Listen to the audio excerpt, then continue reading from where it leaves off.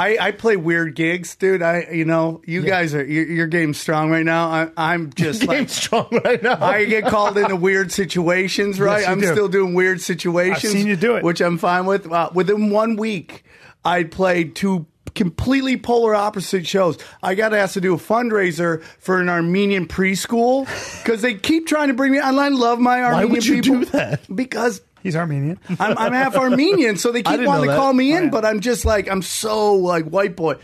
But then I also did that week. I did. Do you know NoFX, the band? Have you heard the band? Fat Mike. Yeah. I did his 50-year-old birthday party. Nice. 50th birthday party, and it was in a sex dungeon by LAX, and I don't know if you guys know this, but shit gets weird around airports. That's where all the weird shit happens. Oh. Because people want to fly in, get weird, and then get on their plane and fly right out. It's like underground or what? No, dude, it's just this. It's a sex. It's a dungeon. It's a sex dungeon on different nights. It's different things. Like I was asking him, like one night it's like cross-dresser night. Like if you're in the cross-dressers, you show up here, and this is where all the cross-dressers show up to get weird. And it's like just. Wow. And so I'm doing Fat Mike's gig, and it's like all the royalty of punk rock is there. And like Fat Mike and his wife is this woman named Soma Snake Oil. She was very high up in the BDSM pornography world. Soma Snake Oil. Yeah. Big Mike and Soma Snake Oil. Yeah. Bondage and sadomasochism, right? Yeah, because I used to do I still do the Naughty Show, and I had her on there, and I did this really funny thing where I tried to do like Johnny Carson. You know where you have like people come on with their pet, they have the zookeepers come on with their pets? Yep. Well, I did that What's where the she name, brought Jack? in. Yeah. I did it where she brought on her gimp, and like she taught me all this crazy, like I'd feed it like it was a little animal and stuff like that. Yeah. So we've always been really close, okay? So she's like, I want you to host this thing. And I'm like, okay, man.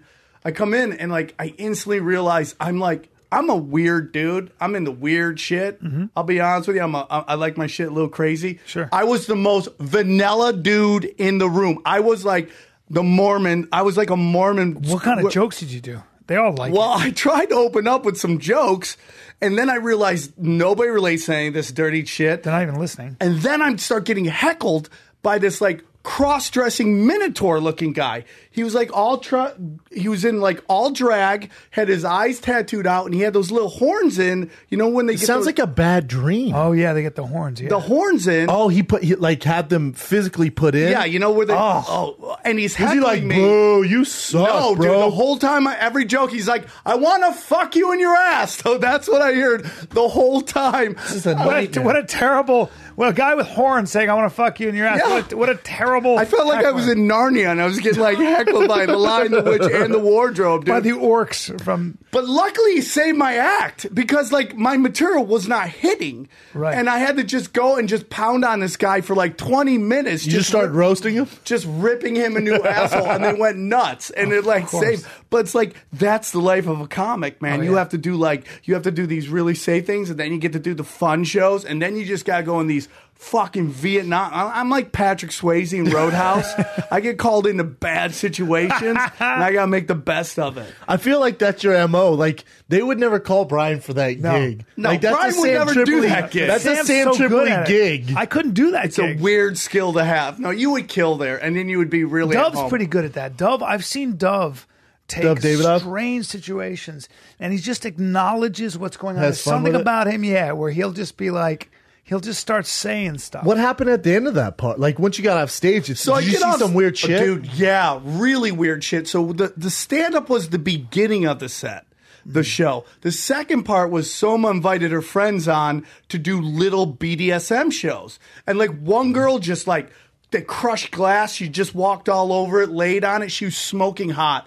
Was she just all cut up and bleeding? She did. Yeah, dude, that's their thing. They're just like, it's into that. She was just a dime piece. Dime piece, dude. Walking on glass. So hot. I'm like, what is I would have saved her. I had to host it. And next up is like, Let's give it up. Weird Doll. And she just walk up and just do like gator rolls and glass. And everyone's like, oh, it's so great. What the ending one was so beyond anything. What was it, man? Dude, this white priest, guy dressed up like a white priest, brings up this black nun, and she takes off her shirt and she They brand her right on stage. Jesus And Christ. you could smell it. And I'm like, dude, this is What deep the shit. fuck? It's so racist. They branded her? Yeah, that was their They gift. branded a black girl. That was the grand finale. God damn. A white priest with a black And they were nun. great because they What was sat the in like the brand? little VIP section Damn. and they laughed at all my jokes. And then I watched them just get completely branded. I'm like, that's crazy. That's was the radical brand? shit. What was it was just like a logo or something? It was a cross on her back.